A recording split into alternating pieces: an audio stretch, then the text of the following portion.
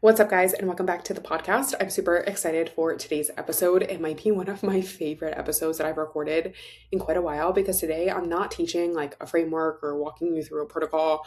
I'm just being honest about some of the ways that my thinking has kind of shifted over the years. And there's kind of been a lot of them. So, for context, just so that you understand where I'm coming from, I started my health journey going through my own eating disorder recovery, where the mentality was all things like body acceptance, self love, food freedom, stop caring so much, let go of the rules. And then I found myself deep in the bodybuilding space, like hardcore fitness, macros, calorie cuts, tracking everything, more is more, push yourself harder. And now I'm more in the functional health space where I'm thinking about hormones and gut health and nervous system regulation and cellular function and metabolism. A completely different lens than either of those kind of worlds that I started in. And across all of these transitions, I've had a lot of my views challenged and things that I believed deeply and repeated often in my own journey and even coached clients on. I now see completely differently. And I think that there is something really valuable to being willing to say that out loud, because the most dangerous thing in the health and wellness space is someone who has stopped being a student to all of this information and the evolution of research and women's wellness. So today I want to pull back the curtain on some of the things that I've genuinely changed my mind on, not because I was necessarily wrong before, but because I have just continued learning and continued experiencing through my own journey and continue evolving as a coach and a leader in this space. And this is kind of where I've landed for now. So let's dive right into it. Number one is everything in moderation. And I want to start with this one because it's a little bit nuanced. So I want you to stay with me here. Everything in moderation is something I used to say all the time. It was practically a mantra in the fitness space I came up in of flexible dieting. If it fits your macros, a calorie is a calorie. The message was like, no food is off limits as long as it fits your macros and it hits your numbers. And I believed that and I coached that with a lot of my clients. And honestly, I think I needed a season of that to help me with my relationship with food. However, I don't practice that, believe that, or coach that necessarily anymore. And here's why. I genuinely think that most of what's on the shelves of a conventional grocery store is not food. It's an edible product engineered to be hyperpalatable and nutritionally void and inflammatory to your body. Seed oils, artificial dyes, preservatives, like all things that just give me the ick. Not in a fearful way like it used to, but in a way of like, I just actually don't want to put that in my body kind of way. Like, I care about my body so much that I'm not willing to put poison and toxic things in it. And I think when you understand what these ingredients do inside of your body, to your cells, to your gut, to your hormones, to your metabolism, you'd stop wanting them too. Not because you're restricting yourself, but because your standards have elevated, your standards have changed. And at the same time of all of this is important. This is the important caveat to this conversation. That does not mean I live in fear of food. Because the other thing that I believe deeply, that I think is overlooked in a lot of the functional health space, is that true health means resilience. True health means that I can go to a restaurant and eat a meal that I didn't cook and not spiral about what oil that they used. That I can eat my mom's cooking, which is made with love, not with organic ingredients at all, and enjoy every single bite of it. That I can get ice cream on a summer night and not treat it like a moral failure.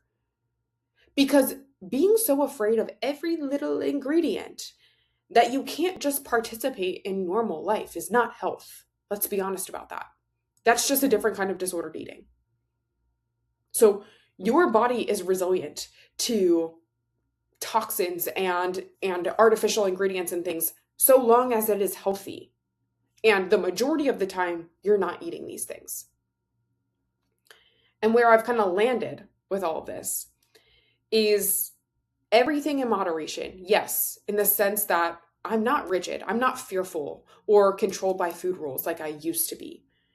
But no, in the sense that there is genuinely no reason to regularly eat the majority of what the processed food industry is selling. The standard for how I take care and what I put into my body has gotten higher. And that has simply come from further education, from further evolution in my own relationship with food, not from a place of fear or restriction. So that is number one. Number two is meal timing doesn't matter. And this one is directly coming from the whole mentality of calories in versus calories out kind of era I was in. I genuinely believed, and I coached this, that as long as you hit your macros for the day, it didn't matter when you ate them, that eating at night doesn't make you fat, that skipping breakfast is fine. If you're not hungry, you just need to hit your numbers.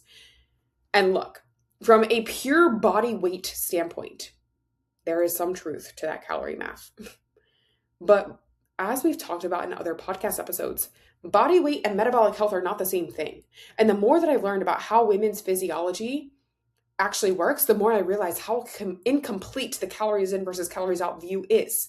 Meal timing matters enormously, especially for women.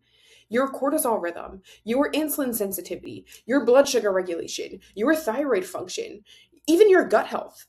All of these are directly influenced by when you eat, not just about what or how much you eat. Skipping breakfast lets your morning cortisol spike and just go unsupported. Going hours without eating triggers cortisol to compensate for a drop in blood sugar. Eating all of your carbs at night when insulin sensitivity is lower means that your body is not using them efficiently. And I talked about this in depth, I think 2 podcast episodes ago on the pro-metabolic diet episode.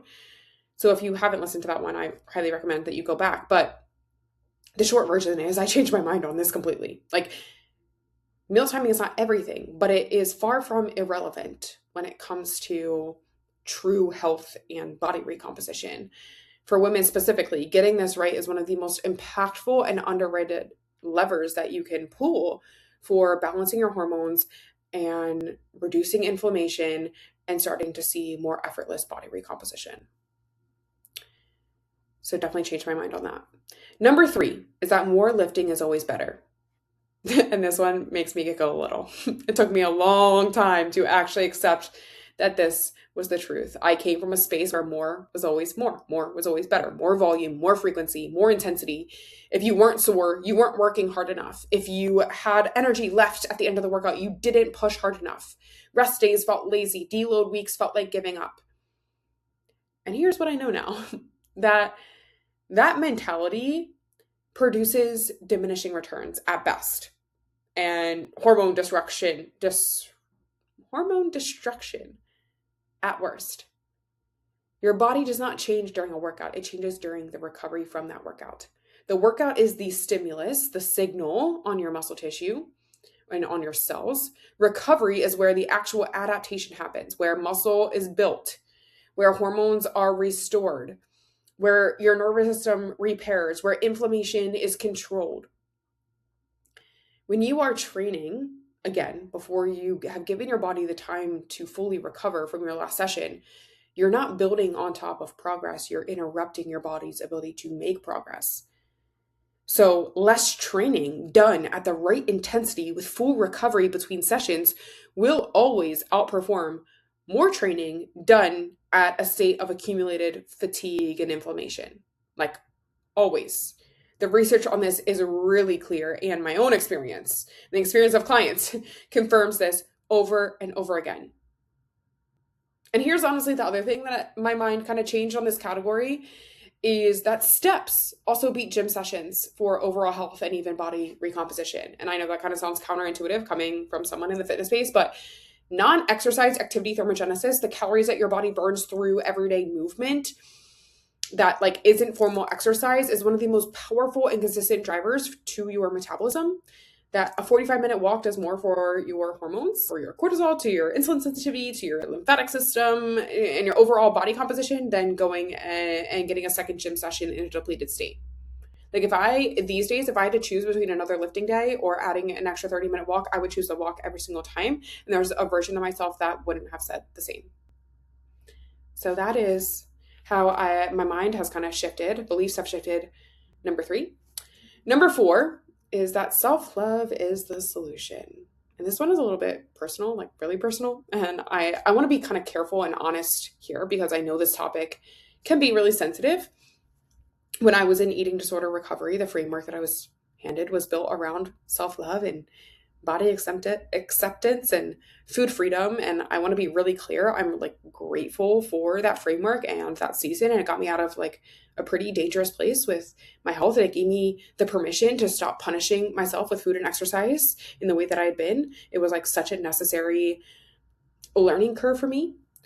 But over time, I started to notice that the self-love framework, at least in the version that I was receiving, started to feel like it was asking me to lower my standards in order to always feel good. Like the goal was to reach a place of total acceptance and not wanting things to be different. And every time I had a desire to change my body or to improve my habits, I felt like I was somehow failing at like recovery, or I was somehow disordered in some type of way. Like wanting more for myself and my body and my health and my physique and my appearance meant that I hadn't healed or that I didn't love myself. And that just didn't sit right with me because I do not think that complacency is health. I do not think that lowering your standards so you never feel uncomfortable is healing. I do not think that you always have to love your body in order to take care of it. What I believe now is that self-respect is far more powerful and sustainable for change than self-love. The distinction is self-love says always feel good about yourself as you are. Self-respect says hold yourself to a standard that reflects the values that you have, even when it's hard, even when you fall short, even when the honest answer is that you haven't been showing up in the way that you want. Self-respect means being honest with yourself without being cruel to yourself. It means wanting more and doing the work to get there, not from a place of hating where you are, but from a place of genuinely caring about your health, your energy, your longevity, your quality of life. And when it comes to your body specifically, you do not have to love your body every day. That is an unrealistic standard that I think sets people up to feel like you are failing constantly. But you do have to respect it every day. You have to feed it. You have to rest it. You have to listen to it. You have to stop treating it like something to be punished or pushed past its limits.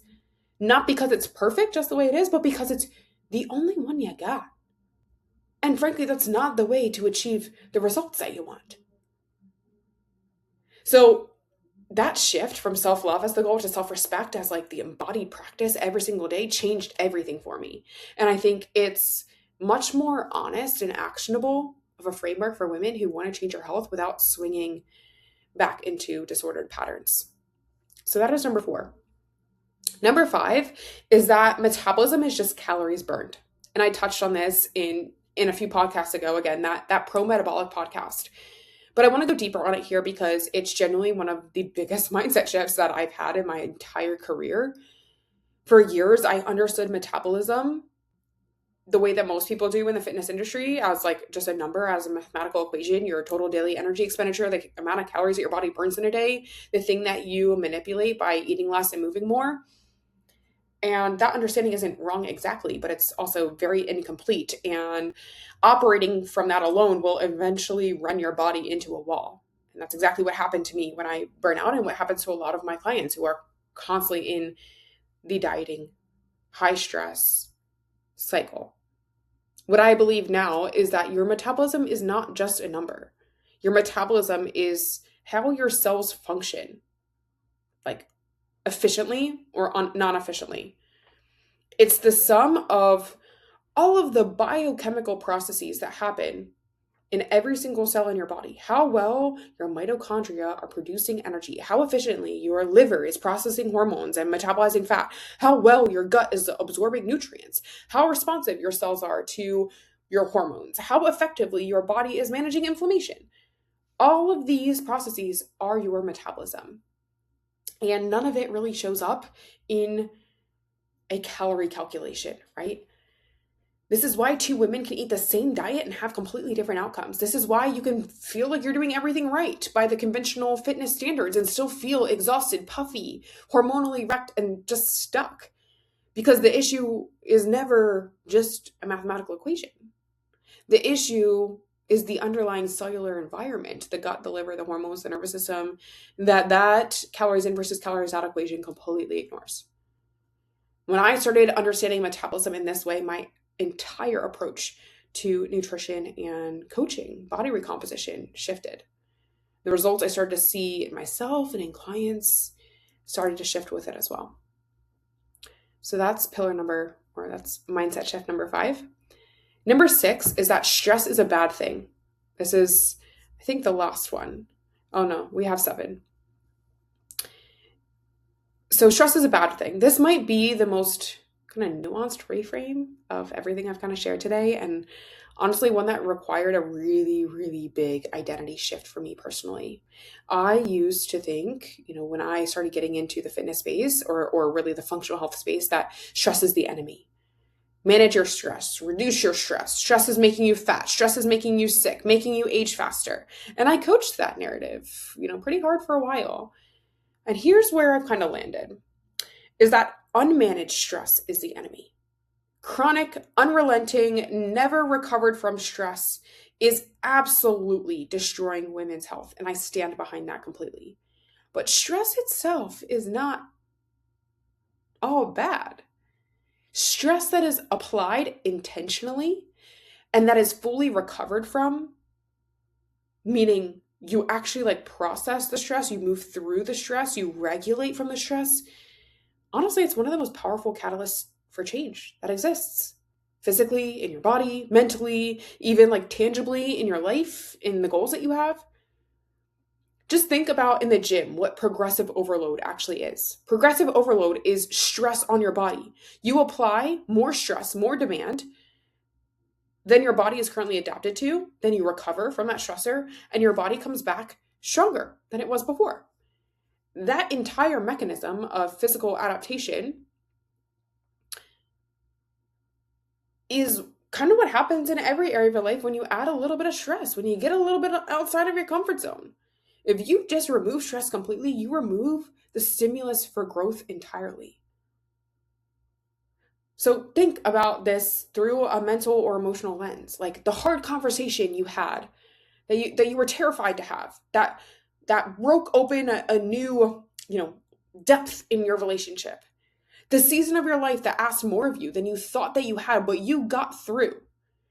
The moment that you stayed in something uncomfortable for long enough to come out the other side stronger, better, with more self-trust and confidence.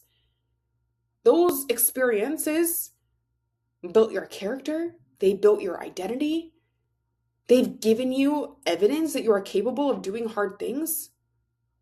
That evidence is irreplaceable.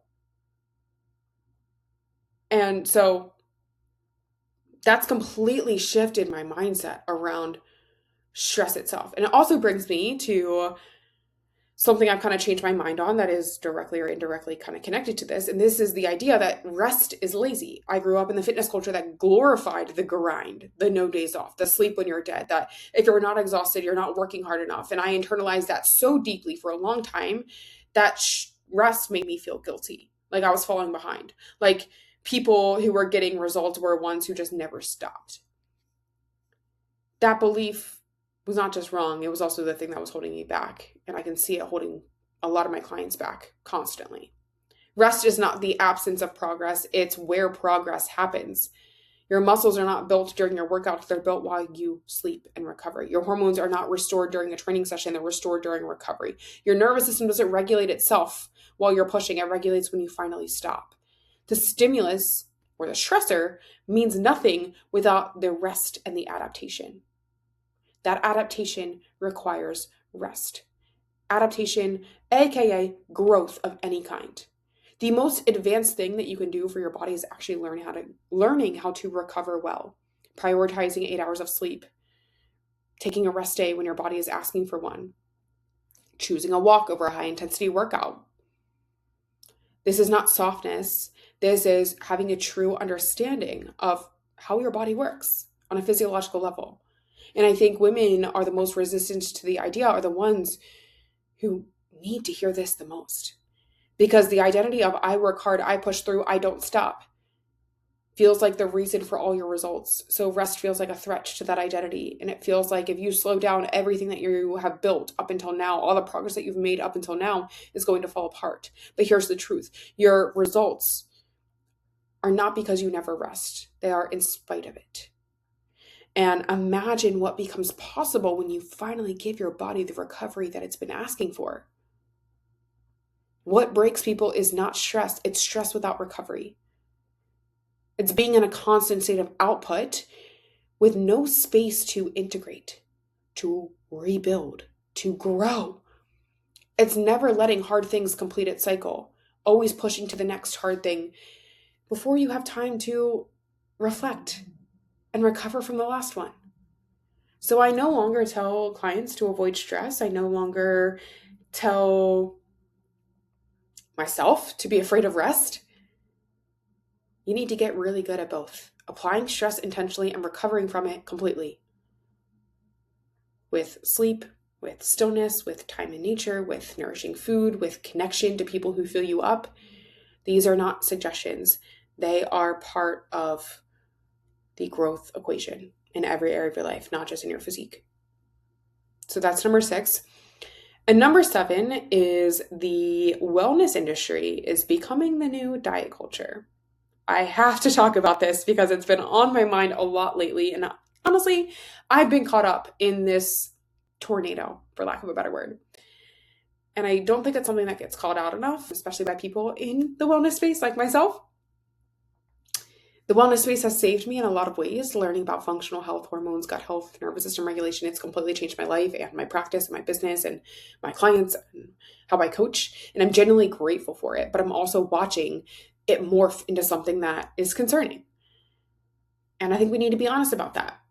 What started as a movement away from diet culture, away from restriction, obsession, and fear around food, is slowly becoming its own version of the same thing, just with a different aesthetic. Instead of counting calories and avoiding fat, we're now avoiding seed oils and optimizing our cortisol by doing 5 different things before 6 a.m.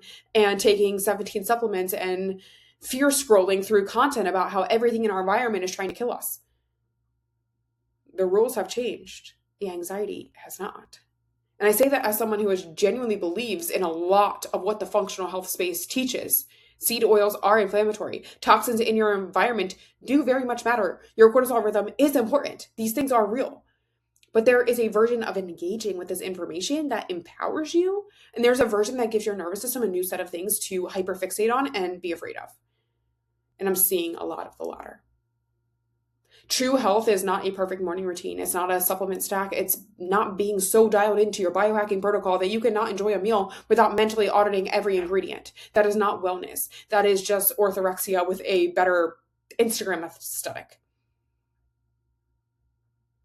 I came back to something that I mentioned earlier in this episode, and that is that real health is resilience. It's the ability to eat an imperfect meal and have your body handle it. It's the ability to miss a morning routine and not feel like your whole day is ruined. It's the ability to live your life fully with the knowledge that you have, making the best choices that you can without letting the pursuit of health become another source of chronic stress that undermines the very thing that you're trying to build. The wellness industry has incredible tools and incredible information, but tools are only useful when they're reducing your stress load, not adding to it. The second that your health journey starts to feel like a new set of rules to follow perfectly, a new way to fail, a new reason to feel behind, that's worth paying attention to.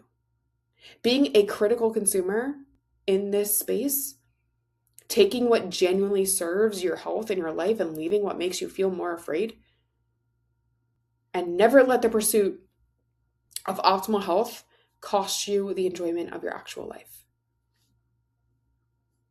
That is my reminder. That is my mindset shift. Number 7. And if there's a theme across anything that I share today, it's this.